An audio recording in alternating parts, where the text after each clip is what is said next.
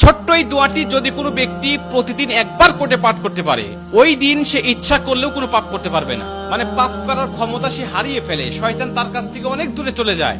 নবীজি বলছেন, যদি কোনো ব্যক্তি এই দোয়াটা মাত্র একবার পাঠ করে, যেদিন সে পাঠ করবে ওই দিন শয়তান চিৎকার করে কাঁদতে থাকে, চিৎকার করে আওয়াজ দিয়ে বলতে থাকে যে আজকে সারাদিন তুই আমার ওয়াসওয়াসা থেকে মুক্ত হয়ে গেলি, আমি ইচ্ছা করেও আজকে তোকে আর ধোঁকা দিতে পারবো না, তুই আজকে আর কোনো পথভ্রষ্টের কাজ করতে পারবি না, তুই সেটা আমার কাছ থেকে মুক্ত হয়ে গেলি।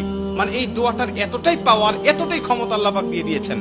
অতএব আমরা এই দোয়াটা মুখস্থ রাখবো, ছোট্ট একটি দোয়া মুখস্থ করে প্রতিদিন আমরা তেলাওয়াত করব।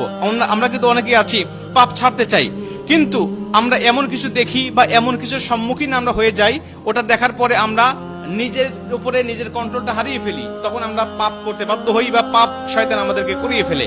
এজন্য যদি আমরা প্রতিদিন অন্তত ফজরের নামাজের পরে এই দোয়াটা যদি পাঠ করতে পারি, তাহলে আমরা কিন্তু শয়তান থেকে মুক্ত থাকবো।